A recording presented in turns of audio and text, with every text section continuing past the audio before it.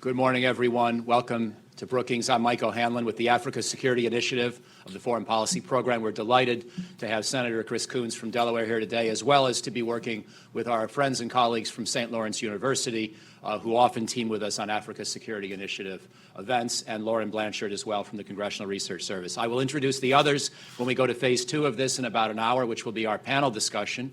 But first, I have the privilege of giving a brief introduction for Senator Coons, who then will give some brief remarks of his own, and then Matt Caratenuto and I will join him on stage for a little discussion, followed by your questions. That's the basic lay of the land and the agenda for the morning.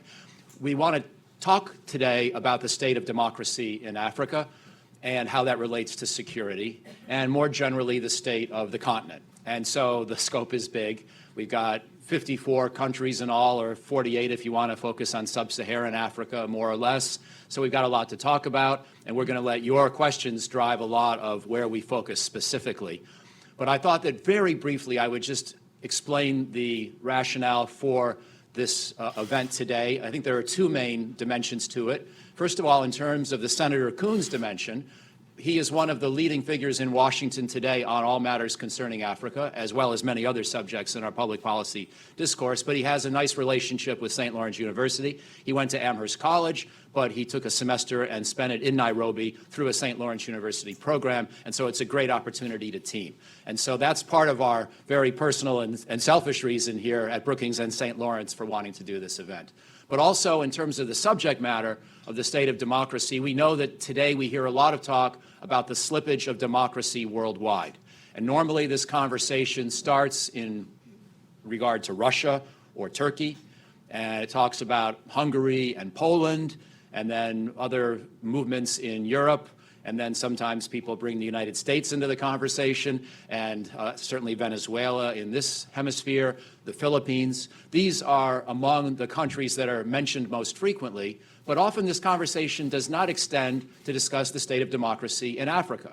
And maybe because it's a more complex picture. There's no easy soundbite. In front, when you walked in, you had an opportunity to pick up a map of Africa, Freedom House's map, which shows the number of countries that are evaluated as free, partly free, and not free. And let me just add one more word before I introduce Senator Coons and then turn the podium over to him. Today, Freedom House says that of the 48 countries or so that it's looking at in sub-Saharan Africa, about 10 are free, and about 20 are partly free. In fact, let me get the specific numbers. It's 10 that are free, 21 partly free, and 23 that are not free. That's a little bit disturbing compared to where things were a decade ago or 12 years ago, sort of the high water mark in African and global democracy trends. Just like in Europe, just like in the Americas and the Philippines and elsewhere, we've seen some slippage, at least by this data. Because in 2006, there was one more country evaluated as free, 11 rather than 10, and there were 24 versus 21 today as partly free. So we've seen slippage in both those categories, and in 2006, only 19 countries were evaluated as completely not free. Today, it's 23. So that's bad news. But let me also remind you of the broader historical sweep. In 1990, as the Cold War had just begun to wind down and the Berlin Wall was falling in Europe, only 4 countries in Africa were evaluated as free. 19 as partly free, and 29 as not free. So we've seen historically continued progress, but we've also seen certainly a plateau and some slippage in the last decade or so. Now to Senator Coons. He was in Africa in the late 1980s in some of his early work. He was involved in the divestiture initiatives in regard to South Africa, working actually in the building next door to Brookings, or part of Brookings, in fact, in the late 1980s, after he had graduated from Amherst College with that semester in Nairobi through St. Lawrence. He then spent time on the ground with the Council of Churches in South Africa, working on the anti-apartheid cause, and continued that passion. As he went to law school at Yale, he also got a master's in divinity and ethics from the Yale Divinity School, and I think probably you saw continued concern for human rights throughout that part of his life. He continues to be a champion of human rights with the Human Rights Caucus on Capitol Hill today. And he's also importantly on the subcommittee on Africa for the Senate Foreign Relations Committee, as well as the relevant Appropriations Subcommittee. And so this is a person who's got a great deal of influence in all matters Africa today, also well known for his bipartisan cooperation across the aisle at a time when we certainly could use more of both ethics and bipartisanship in Washington. And so it's a great privilege for me to present to you today Senator Chris Coons of Delaware.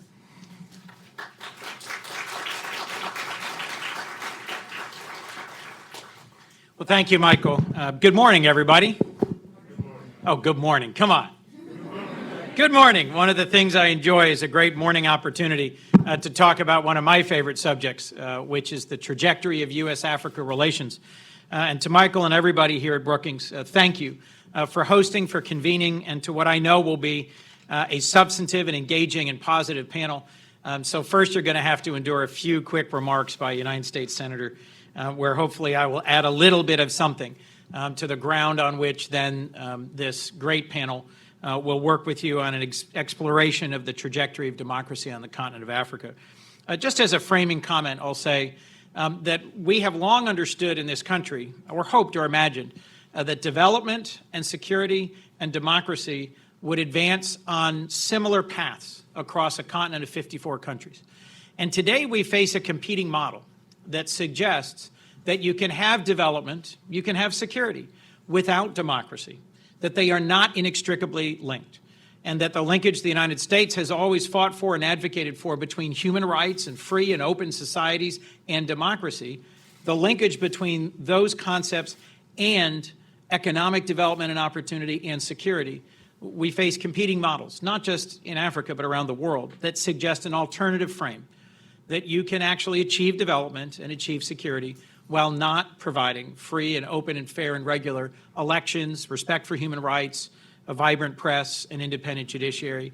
And we need to step up to this challenge. And there is no place in the world, I think, where this challenge is more squarely presented than on the continent of Africa, and no place where our leadership is more sorely lacking right now than on the continent of Africa.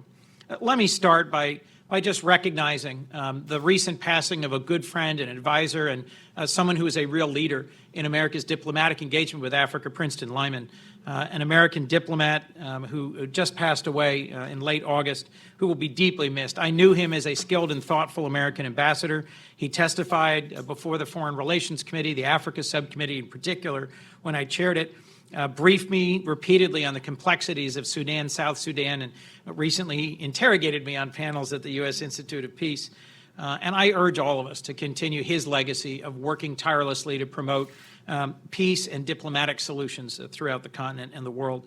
I also, as you know, continue to mourn the passing of Senator McCain, a personal friend, but someone who saw human rights and the advocacy for democracy and human rights as absolutely essential to the advocacy of America's security interests in the world. I want to thank the members of the St. Lawrence University faculty here, Matthew and Kristen. It was a remarkable chapter in my own life, as you heard in the introduction.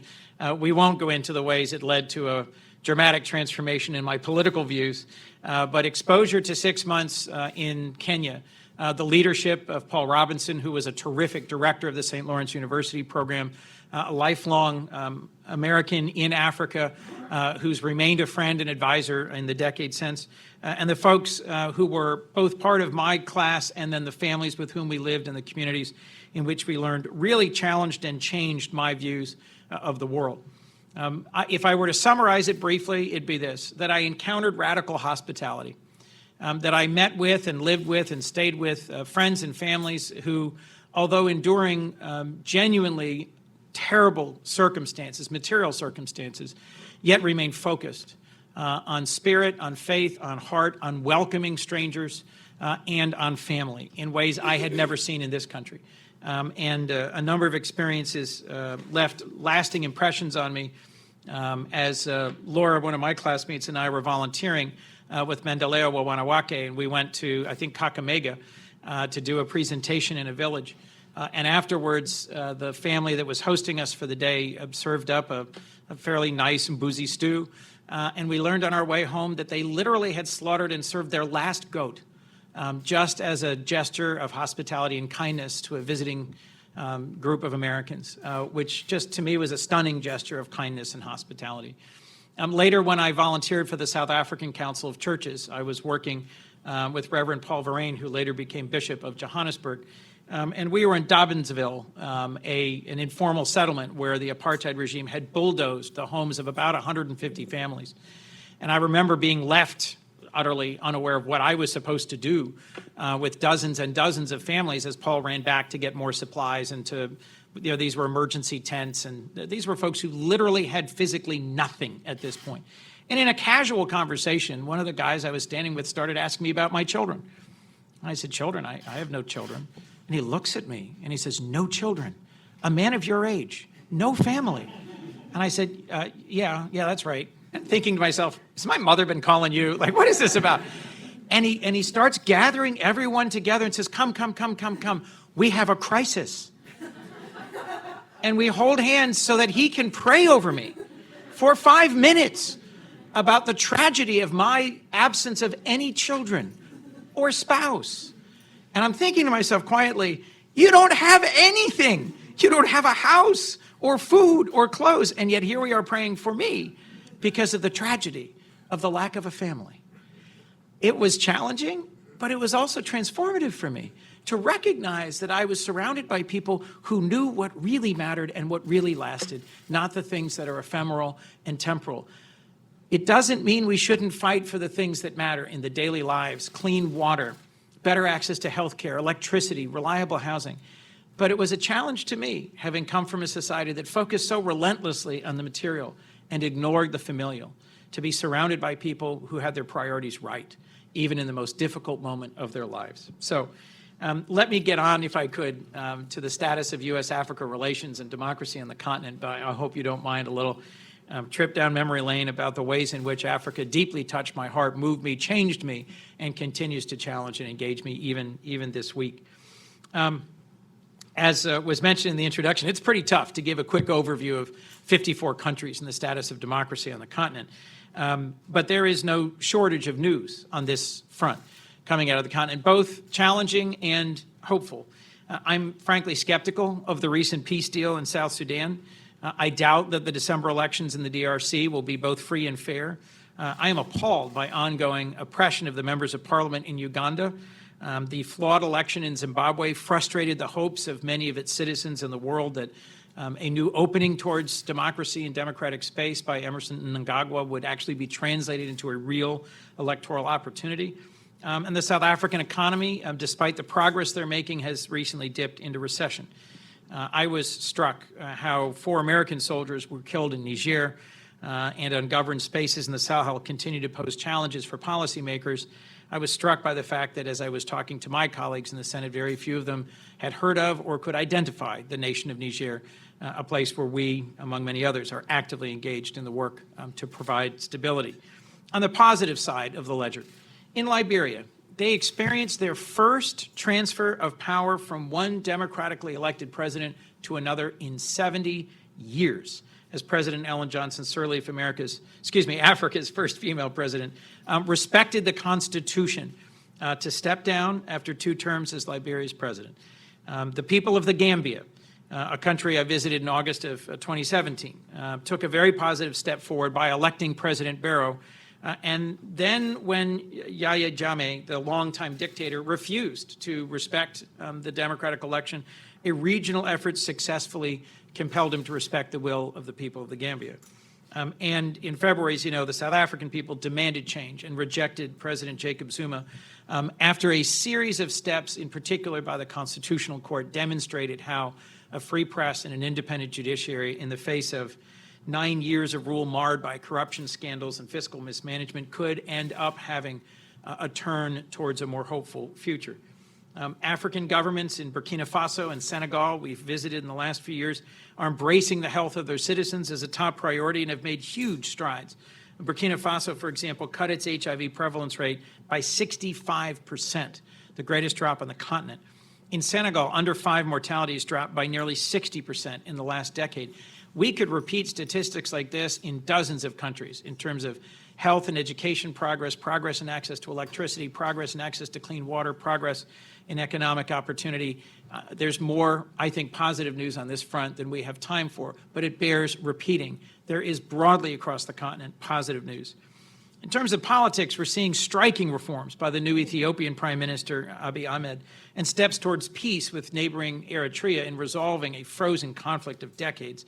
And I'm happy to discuss all of these trends more thoroughly in the Q&A session.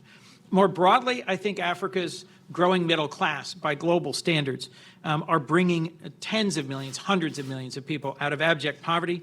And Africa now has the fastest growing middle class in the world by IMF standards. Africa's own tech revolution is bringing opportunities for innovation that are changing the face and future of the continent through mobile banking, telecom, and dozens of other startups and new innovations in countries and in cities like Lagos and Johannesburg and in Nairobi. We are seeing really compelling developments. So let me just make a few broad points, if I could. The United States and the world must pay more attention to Africa. Africa is a continent of huge opportunity. Our business leaders have to strongly consider investments in the continent, and our diplomats have to redouble our efforts to build and sustain long-lasting partnerships, and we have to find mechanisms to make real the promise that democracy and development and security can march forward hand in hand. Second, as recent think tank scholars and former officials have noted, the rest of the world is stepping up their relationship, deepening their ties to Africa at a stunning pace, at exactly the moment that the United States is standing still or slipping backwards.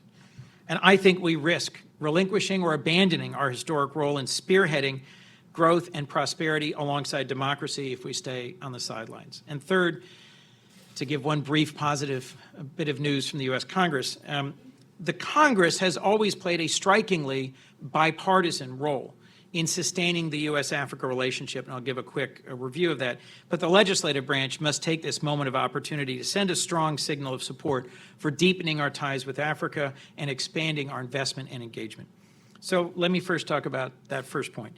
The United States and the world has to pay more attention to Africa, a continent with enormous untapped resources and potential, as I think this room knows better than any. The population growth trends globally project for Africa the youngest, most vibrant workforce and population on the global stage in the coming decades.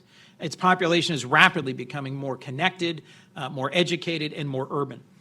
Africa also has 3 non-permanent members of the UN Security Council, and their status on the UN Security Council matters, and sub-Saharan Africa has the largest and most unified voting bloc in the General Assembly, which I expect we will see deployed more and more frequently in advancement of Africa's interests. At 200 million hectares, sub-Saharan Africa is home to half of the world's uncultivated arable land. And obviously, the astonishing natural resources of the continent in every possible way are matched or exceeded by their astonishing human resources. The continent is not without its challenges. It is home to 8 UN peacekeeping operations, more than any continent. A recent report by the former chairs of the 9/11 Commission, Governor Tom Kean and Congressman Lee Hamilton, classify 13 sub-Saharan African states as fragile, facing regular terrorist attacks.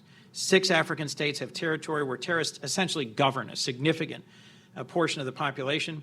And another statistic that struck me in passing the other day was that 26 nations have sent military troops to Mali in a sustained but so far not fully successful effort to stabilize Mali and move it in a better direction. Yet I remain optimistic about this continent, a continent of immense opportunity and potential because of its people. The Pan-African Survey project known as Afrobarometer is about to publish results from its most recent polling data that shows the amazing spirit, resiliency, and determination of the African people. Support for democracy in Africa remains strong and consistent over the last decade, while Europe, and even in some ways the United States, is demonstrating its skepticism or its lack of firm faith and commitment in democracy. The people of Africa continue to yearn for it, believe in it, and work for it. So I think it's critical that the United States, a country that despite our challenges is literally defined as a democracy, that the ideals of our Declaration and Constitution have spoken to or challenged or inspired generations around the world. We have to build deeper ties with a continent of 1.3 billion people yearning for progress in democracy and increasingly becoming urban, interconnected, and integrated. To my second point, we are failing to take advantage of this moment, precisely at the time when our competitors around the world are seeing the promise of Africa, including those that don't share our core values and our belief in the centrality of respect for free and fair elections, open societies, independent journalists, and fundamental freedoms. As think tank scholar Judd Devermont points out, African countries are no longer relying principally on the United States. They are rapidly and actively reaching out to engaging and making arrangements with other governments and diversifying their partnerships. I'm concerned other countries are putting principal priority on Africa at a time when we are sliding away from a leadership role. And the numbers on this are just stunning. China, of course, is the principal non-African country engaged on the continent today. And its engagement is soaring, but its impact and its reputation are mixed. While it is building vitally needed infrastructure literally all over the continent, in every one of the 29 countries I have visited on the continent, there is a significant and growing Chinese presence and investment. But it hasn't always applied the highest international standards of openness, transparency, inclusivity, and governance. The statistics on trade are simply eye-popping.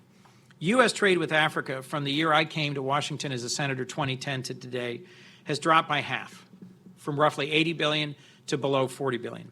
And over that same time period, Chinese trade with Africa has more than doubled and is today about $165 billion. So China today has 4 times the trade with Africa as the United States. It was just a decade ago that the United States was the principal trading partner with the continent of Africa. Those lines crossed and have now accelerated to the point where China's influence dramatically outstrips ours. But it's not just China. As our former ambassador, American ambassador to the African Union, Reuben Brigady, pointed out in a recent article, bilateral trade between India and Africa went from $5 billion in 2011 to over $70 billion in 2013, more than India's bilateral trade with the United States. Turkey's trade with Africa has increased 6-fold, and the Turkish government has just opened 16 new diplomatic posts across the continent, and Qatar has opened a dozen. You must have followed the recent trip of Prime Minister Theresa May from the United Kingdom to South Africa, Kenya, and Nigeria, the first visit by a UK Prime Minister in 5 years. Next week, Prime Minister May will host an event at the UN General Assembly on youth engagement across the continent. Germany has unveiled a Marshall Plan with Africa to address mass migration after Chancellor Angela Merkel hosted 10 African heads of state at the G20 in Berlin last year. So at a time when other countries are stepping up, the United States and Congress has to do more to build new partnerships. American influence across the continent can and should be positive and can and should focus on democracy. And as I mentioned, the Congress has always played a strong and mostly bipartisan role in U.S.-Africa relations. Near the end of the Clinton administration, Congress passed the African Growth and Opportunity Act, a bill that provided the foundation for growing trade between the United States and Africa on a quota-free, duty-free basis for most African nations. And in 2015, Republican Senator Johnny Isakson of Georgia and I worked tirelessly together in a bipartisan and ultimately bicameral effort to strengthen AGOA and to ensure that we're doing more to help remove barriers to trade and strengthen trade capacity. In the Bush administration, Congress, on a bipartisan basis, developed and passed the President's Emergency Program for AIDS Relief, PEPFAR, the Millennium Challenge Corporation. During President Obama's term, a bipartisan group of us worked to pass the Electrify Africa Act to support and authorize Power Africa, the Global Food Security Act to support the Feed the Future initiative, and we've, on a bipartisan basis, sustained the funding and authorization for the Young African Leaders Initiative, an important program connecting the best and brightest of the continent to American universities and the best of America. The Trump administration does not yet have a signature Africa policy initiative and sadly dragged its feet for far too long in naming relevant ambassadors and an assistant secretary. Today, though, I think there is real promise across all these fronts. There is a strong new assistant secretary in place, and just today we have been working tirelessly, thank you again to Tom Mancinelli, on the BUILD Act. The BUILD Act, which was crafted by Senator Corker and myself in the Senate, by Congressman Yoho and Congressman Smith in the House, and has made it through the House, made it through the Senate Foreign Relations Committee, is ready for action on the floor of the Senate, and hangs by just a thread of opposition by a few senators not interested in modernizing our development finance tools. I suspect most of you know this, but the BUILD Act would literally double the lending capacity of America's development finance institution. OPIC is 40 years out of date, constrained, cramped, and narrow in its tools, not able to really partner with our allies, DFIs. If we get the BUILD Act through, it will significantly strengthen our role in the developing world, and it enjoys the strong support of the Trump administration, as well as the One Campaign, the U.S. Global Leadership Coalition, the U.S. Chamber of Commerce. I have to say it has been a delight to work on something that is directly relevant to our role on the continent of Africa, and that is such a strong bipartisan coalition. I'm also optimistic that Congress will take up and pass a number of other bipartisan bills. I'll just mention the Global Fragility and Violence Reduction Act that Senators Rubio and Graham and Young have worked on with me and other Democrats to provide structure and framework for sustained investment in fragile nations on the continent that would partner development, diplomacy, democracy with security. And that would require a consistent bipartisan strategy over a decade to prevent countries in Africa from slipping into being the next Syria and to advance democracy and development alongside security. So I think with these two pieces of legislation and with funding that would help support them, it is entirely possible for the Trump administration and its representatives to travel to the continent, to champion these new initiatives, to demonstrate our respect for and engagement with the people of the continent, and to push for democracy in countries that right now are on that tipping point, according to Freedom House, between becoming wholly free or less free. We've got a challenging year ahead of us for democracy on the continent of Africa, and I'm grateful for a chance to answer your questions and to be with you. And I'm particularly thankful for Lauren and Kristen and Matthew, who I know will make a far more skilled presentation about the prospects for the growth of democracy on the continent of Africa than I've been able to in my few short remarks. Thank you very much.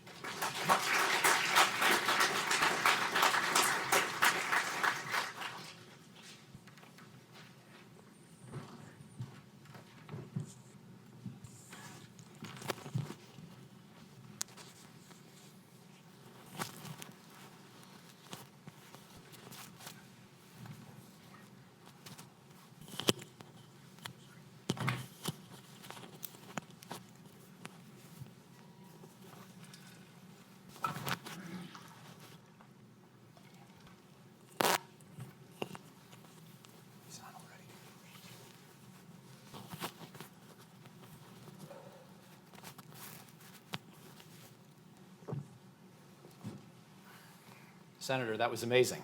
I don't know how you covered so much so quickly. You've got a lot on the table. I just want to ask one follow-up question. I think Matt may have one or two, and then we'll go to the audience for the next half hour or so. And the question I wanted to ask, even though I recognize that AFRICOM is DOD and it's a different committee and so forth, I know you've thought about the role of AFRICOM and more generally about DOD security assistance to the continent. You talked a lot about democracy, a lot about economics. I wondered about your overall take on the U.S. engagement towards Africa in terms of security cooperation. And I'm less trying to get into the discussion about the North and counterterrorism. That gets its fair share of attention. But more the sort of sub-Saharan realm and how we're doing at helping African militaries improve, reform, strengthen their own ability to stabilize their own countries, remain at peace with each other, which of course is, as you alluded to with Ethiopia and Eritrea, a good news story. There are very few, if any, interstate conflicts in Africa, but there are obviously still plenty of security challenges, as you mentioned, with the number of peacekeeping missions and conflicts. So any thoughts on the overall state of U.S. security cooperation with Africa? Thank you for the question. Let me just mention four things that might not leap to mind when we talk about AFRICOM and U.S. security cooperation with sub-Saharan Africa. As you know, there was a significant challenge with piracy off the coast of Somalia that grew and grew over many years until it required a significant multilateral global effort to tamp down, contain, and ultimately reduce close to zero regular piracy actions off the coast of Somalia. But in the Gulf of Guinea, there's been a steady increase in piracy actions over many years. And this has been an opportunity for the United States Navy and for our military-to-military training and facilitation equipment programs. And it has the not insignificant corollary benefit of helping tackle illegal and unregistered fishing. So you've got one of the richest fishing areas in the world off the west coast of Africa, where most of the countries along the coast really have very little domain awareness, very modest naval capabilities. And we've had a chance to visit several countries where there have been not just the occasional visit from a Navy frigate or not just a quick stop by, but investment in training, in equipment, in awareness that is designed to help promote both the security aspect of counter-piracy work, but also the stability and the access to vital and needed protein sources of having indigenous fishing industries be able to secure more of the resources that are rightfully theirs. That's one partnership or cooperation. Let me mention another. Wildlife trafficking is a dramatically growing challenge across the continent. And in a dozen countries, the U.S. military and the United States Fish and Wildlife Service have done training and equipping and partnership exercises that have had a significant impact in a number of countries. It takes a whole of government engagement to strengthen judicial and law enforcement resources and ability, and to strengthen the operational and the patrol capabilities of national park and wildlife protection services. And in a lot of cases, that's been done across several different branches and avenues of effort by the United States government. Why does this matter? Exactly the people who go in and out of national parks and massacre dozens and dozens of elephants or rhino because they're taking tusks and horn, and then move those resources globally. Those same pathways are being used to move drugs, to move illicitly mined materials, to move people, and to move weapons. And across a number of hearings over several years, I think we've proven that these illicit networks help fund terrorism, help promote destabilization, and exactly the countries where poaching has gone wildly off are the countries that are on the edge of fragility and where there's significant parts of the country that are ungoverned by the central government. So I do think this is not what you would think of as a sort of military-to-military training and equipping mission, but this is helping sustain the legitimacy and the control of the country by a government. Last point. One of the probably least appreciated tools of U.S. military equipment, assistant training, and power projection is the state partnership program between state National Guards in the United States and national militaries across the continent. So in a dozen, I think now, countries, you've got a military that is, for example, flying C-130s, which is a, I think, 60-year-old air platform that the Air Guard in Delaware flies and many other states. You're really better served having the National Guard, which is civilian soldiers, and have long tours of duty, and are deeply rooted in civilian respect, civilian control of the military, building a decade-long relationship with, say, Nigeria for the training and equipment and maintenance of C-130s for the movement of troops, than having regular Air Force come in and look at this antiquated platform that someone who's a promising young officer in the Air Force is probably not that excited about dedicating his time to a C-130 fleet. But you've got National Guards all over the United States, Air Guards, that live and love and work with and sustain and fight for the C-130. That's just one example of dozens. I saw this in Liberia. I've seen it in Djibouti. I've seen it in Nigeria. I've seen it in half dozen other countries where the relationships that are built between American National Guard units and their partner national militaries are much more relevant because the national military tends to do disaster response, road repair and construction, sustainment of water supplies, as well as internal security and peacekeeping. And I have fought for the reauthorization of that program and the more robust funding of that program. I'm sorry to take a long detour, but littoral awareness and control, fighting and combating illicit fishing, wildlife trafficking, and the state partnership program are areas that may not be widely understood, but that I think are actually really making a difference in addition to the counterterrorism work that's being done through Africa. Fantastic answer, especially because you had no idea that question was coming. That's correct. Let me now pass the baton to a good friend of Brookings, Professor Matt Carritenuto of St. Lawrence. Thank you, Senator. That was inspiring remarks and nice to hear from you. And we share a connection in roots in Kenya, so maybe I'll follow up with a question related to security, but also kind of maybe taking East Africa as an example. I thought you were going to say, I'll follow up with a question in Kiswahili. No. So if we think about security concerns, East Africa is a good example. You brought up Somalia. There is a regional effort there with the Amazon mission. The U.S. is supportive of that. But how do you balance that strategic partnership with, as we look at the Freedom House numbers, East Africa has seen a backslide in some way, shape, or form in a number of states. And a number of those states are strategic partners with the United States. So how does the U.S. balance those concerns with local calls for democratic reform? That is a genuine and sustained challenge for us globally. I'll put a name on it. Tanzania has seen some dramatic backsliding recently that's very worrisome. Uganda, a bipartisan group of senators just released a statement denouncing the ways in which members of parliament, journalists, advocates for reform are being harassed and abused and assaulted.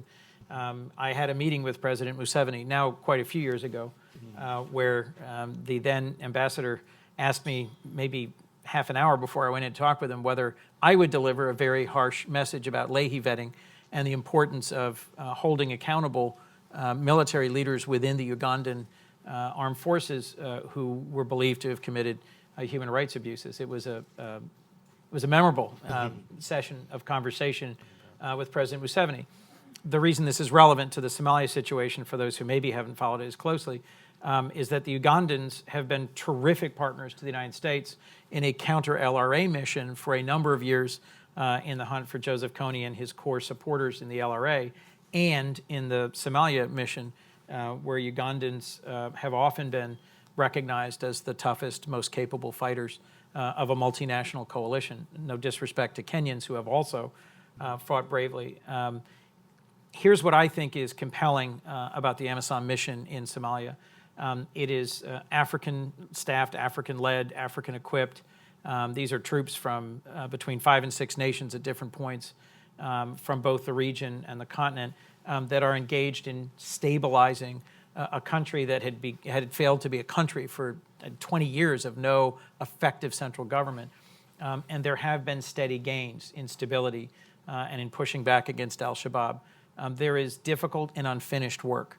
And one of the key pieces of unfinished work is not just clearing territory from al-Shabaab control, but then rebuilding civil society, rebuilding economic opportunity.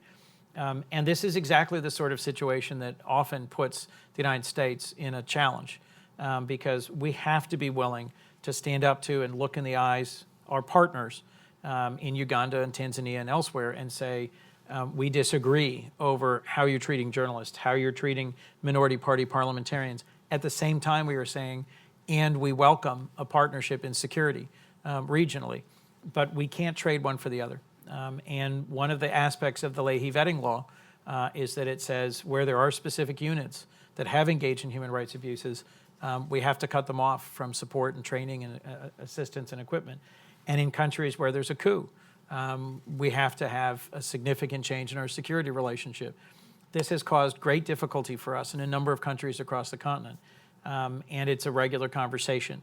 One of the things I will most miss about having Senator McCain as a colleague and a leader in the Senate as the chairman of Armed Services was he was someone who would more often than not raise and push the question, traveling to other countries or in confirmation or in appropriations or in committee hearings to insist that we not abandon our commitment to human rights and democracy in critical moments of security. Obviously, the United States does not have a perfect record on this. We can all cite examples over the last decades. But compared to competitor nations that walk in the door saying, we're not asking any questions about your internal affairs.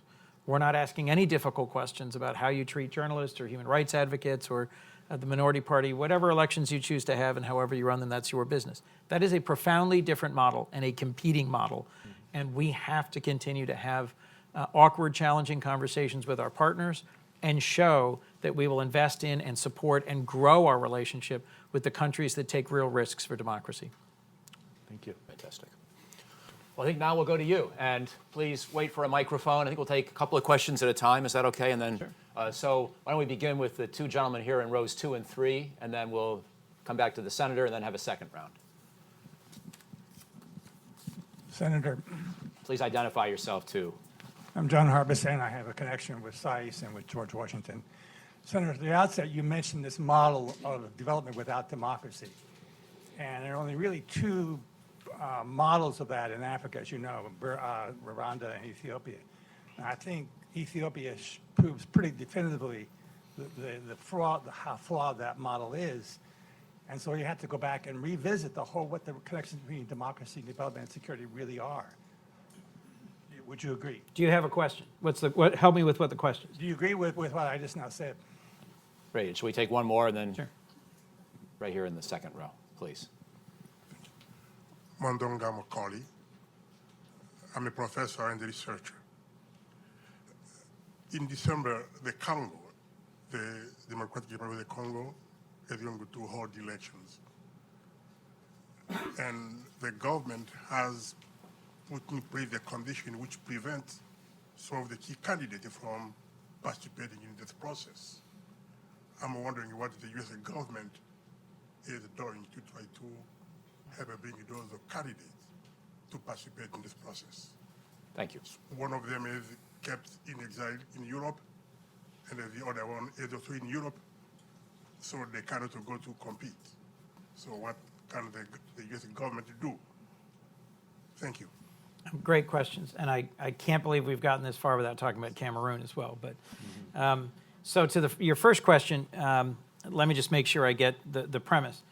Ethiopia had been pursuing a path that, for lack of a better word, I'll say, put the Chinese model ahead of an American model, and was pursuing rapid growth and development, but at the expense of anything resembling a free and open society. And as a result, there was significant internal dissent, turmoil, demonstrations, change in leadership, and I'm very optimistic today, a change in approach. And I am hopeful that we will begin to see in Ethiopia freer, fairer, more open society, elections, discussions, and a lessening of complete government control over communications and development opportunities. I'd say we're not out of the woods yet, to use a perhaps awkward metaphor in the context of Ethiopia. I think the initial signs about the direction the Ethiopian government is taking are very encouraging. And I think as a country, we should be doing everything we can to support, recognize, celebrate, encourage the truly unexpected and brave moves to reconcile with Eritrea, to address internal issues, to make some movement towards resolving some long-lasting internal, largely ethnic tensions. But there's a long way to go. This is a country where the security services had gotten quite aggressive and quite embedded. And as one of the challenges of development is that it creates, this is our view, a demand for democracy. And that demand for democracy begins to take off. And there's a point where leaders who have not grown up used to the idea that you work for the people, not the other way around, put the brakes on.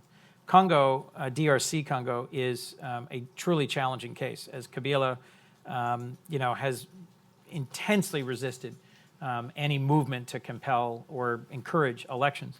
And you can't speak of the United States as a unitary government. Congress and elements within government and the administration and elements within the administration have varying levels of intensity of focus on DRC. On a bipartisan basis, a group of us have had meetings, have sent letters, have passed resolutions urging a free and fair and credible and open election. And the processes by which certain candidates are being barred from candidacy are certainly open to questioning and to challenge. But it's also difficult for the United States to say this candidate must be allowed to compete and this candidate shouldn't be allowed to compete. I hesitate for us as a country, to the extent we have any unitary approach to DRC, to be misperceived as picking winners and losers. So what at least I have been doing is advocating for as free and open an electoral process as is possible in a country the size of all of Western Europe, with a real lack of a unitary national electoral system or culture. These next elections will be critical to there being any confidence in the role of elections in securing opportunity and prosperity for the people of the Congo. Could we have 2 or 3 more questions. Yes, so we got, we'll take the second row here, the woman in the white shirt, and then right behind her. Good morning. My name is Christina Benjamin. I'm with Global Financial Integrity. I was formerly with the South Sudanese Ministry of Foreign Affairs, so I have a special interest in the current South Sudanese peace deal. I know you mentioned that you were skeptical, which is understandable, but I wanted to ask you to elaborate a little bit. Why are you skeptical, and what do you think should be the next steps that the South Sudanese government takes? Great. you. I'm sorry. Yeah. Go ahead. A great question to which I don't have a great answer. I'll tell you just that I've only met Salva Kiir in Juba once, but it was, again, a truly memorable conversation. And, you know, the relationship between Kiir and Machar, the negotiations, the path towards the current agreement, you have to remain hopeful that this is a sustainable structure.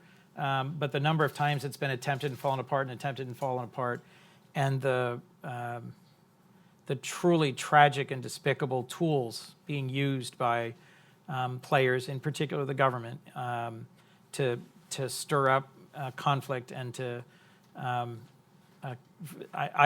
this was the difficulty in the conversation. I was alleging that the SPLA was engaged in depraved activity that was causing widespread famine and dislocation. And, you know, the president initially denied that anything was wrong, that there was anything going on. And I'd just come from Unity State and seeing human conditions that were just terrible. No, I'm wrong. I went to Unity State after the meeting with Kiir, right? But I alleged that I was about to see, right, and did in fact see. I had just come from a refugee camp in northern Uganda, where I'd met with dozens of women and children who had just crossed into Uganda after dislocation. The other concern was the attacks against relief workers as a tool of ongoing dislocation internally. I've advocated for sanctions against both sides and leaders that have taken advantage of the dislocation and the circumstances in South Sudan. I think there's plenty of blame to go around here. This is not meant to be just a diatribe against Salva Kiir and the government. And I think both Riek Machar and Salva Kiir and their lieutenants and folks in the field have failed to serve the people of South Sudan well. So I'll remain optimistic and prayerfully hopeful. I just meant that the regional engagement and support and American engagement and support has not yet produced a sustainable peace. And time for one last question? Or? Certainly. So, I'll take 2. oh, good, good. Unless you tell me I have to. So we'll start here in the third row, and then slide over here to the woman in the yellow sweater, and then that may be it, I'm afraid. Thank you. Good morning, Good Senator. morning. My name is Vivian Lowry Derrick. I'm with the Bridges Institute, which is an NGO that helps to strengthen African governance and democracy.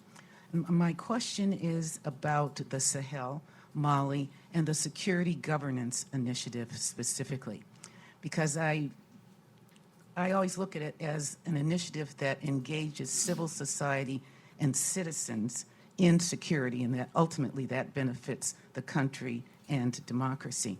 So, but as you were speaking, I was thinking about different other actors that could become involved in the Security Governance Initiative, traditional leaders. And when you mentioned National Guards, I'm wondering if there's room to expand that initiative, if you think that it's being useful, and what do you see its prospects for continued funding?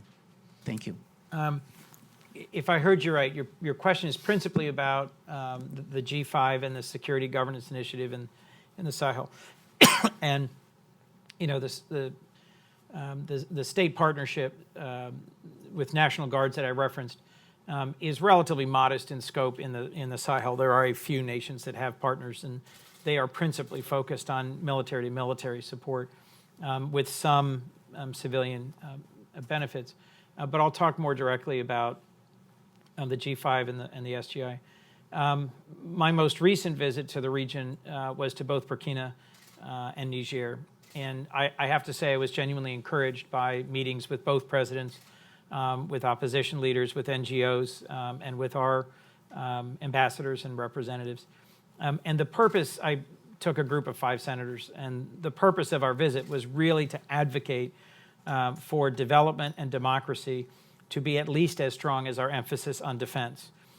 Because just the dynamics of the American government and society, we tend to see we tend to see an instability challenge and militarize it and think that a military response is sufficient. I think that's particularly not true in Mali, and I think that is less true across this region than almost anywhere in the world because of some of the historic challenges of governance, of engagement, of opportunity. If we don't significantly increase not just our investment, but our partners' investment in development, and a development that can lead to sustainable governance, we'll never solve the security problem. I think the former drives the latter, not the other way around. If you look at Mali and the Tuareg and the ways in which there's a generational governance challenge and inclusion and opportunity challenge, that challenges like that play out across the entire region, typically north to south, but not exclusively. And you've got issues that are long unresolved in terms of land tenure, roles in the national government, access to natural resources, legitimacy of governance, and the role of traditional leaders is essential in central governments, distributing power, demonstrating that they can listen, and engaging entire countries, not just capital regions, in the potential here of a regional partnership with the United States.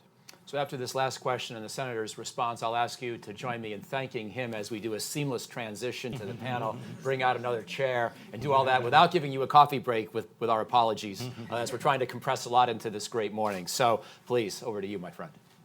Yes, hi. Valentina Okaru-Bysant. I'm a professor at Catholic University of America.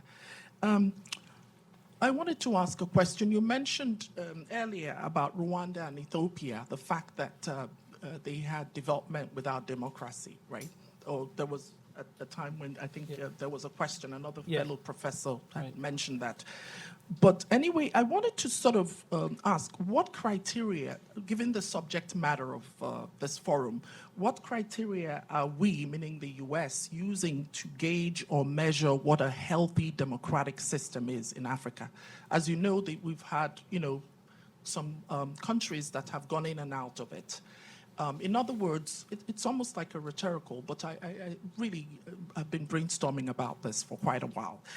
Are we pursuing, he mentioned development, democracy, but there's also that question of stability. Is the goal stability, or is it having a democratic system beyond having fair elections, engagement? You mentioned traditional rulers, engaging communities. When the US is looking from a foreign policy standpoint, given the Arab Spring, given what went on in Venezuela and all whatnot, are we looking at what's the objective? Okay. Again, it's very difficult to speak of there being a unitary objective. I would argue the Trump administration and some of us in Congress have different views. But broadly speaking, if you're looking for a broad answer, I think the American theory of the case is that elections are critical but not adequate. Free, fair, and regular elections are an absolutely critical part of democracy. But an election alone, it's not a talisman. They're not magic. Just because you had an election doesn't mean you've got anything resembling a democracy. And at times, our efforts focus too much on the mechanics of an election and the run-up to an election and demanding an election. And if you aren't also paying attention to and building the connective tissue that leads to a genuinely open society, then elections become these markers without meaning. What leads to a genuinely open society? Free and fair access to the elected officials by citizens and journalists, human rights advocates, the minority party, to demand accountability. So one of the underpinnings of democracy is a vision that the elected work for the governed, not the other way around. And that tension is clear. If your goal is stability, there's two paths. One path is the suppression of all dissent, clarifying that there are no routes for accountability and holding sham elections. And I would argue that is a competing model that we reject. The other route towards stability is gradually building the circle of those who are winners, who are included, who have opportunity. And that is a difficult process. Obviously, the United States is not a perfect democracy, but we are closer in recent decades to having an electorate that has the opportunity to participate free and fairly and fully. And we are closer to having a robust national political debate, independent judiciary, devolution of power from a unitary government to a federal system, and the things that make for social mobility, educational opportunity, regional movement and opportunity, and the removal of barriers that are based on traditional status discrimination. Now, on every one of these fronts, you could say today we are worse off than we were 2 or 5 or 10 years ago, and we could have a robust debate about that. But I think over the long haul, the United States, at least over my lifetime, has gradually become a more perfect union and has gradually become a more free, fair, open, and democratic society than it was when I was born. If we are to continue to be held up as an example or looked to as an example around the world, we have to be transparent about our own failings and weaknesses.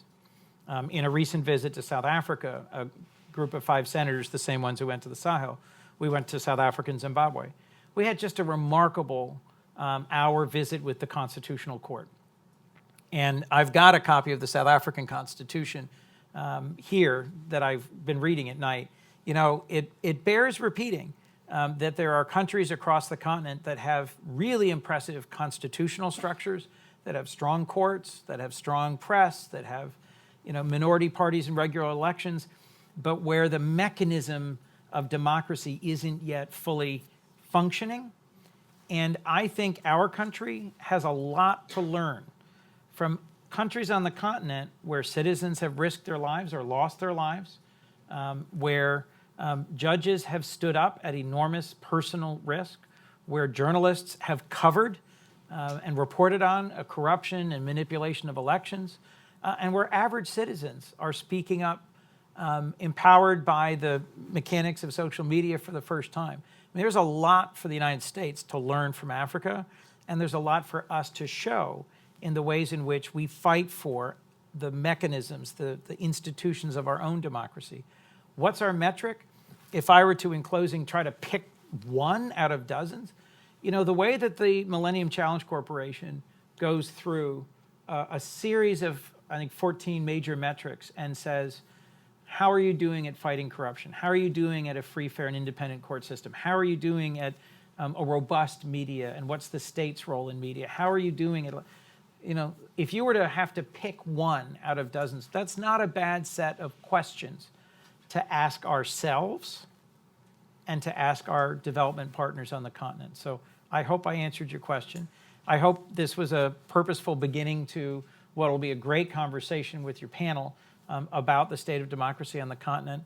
And I hope all of us hear voices from around the world that still look to the United States as a country to invest in, to fight for, and to demonstrate what a commitment to democracy means.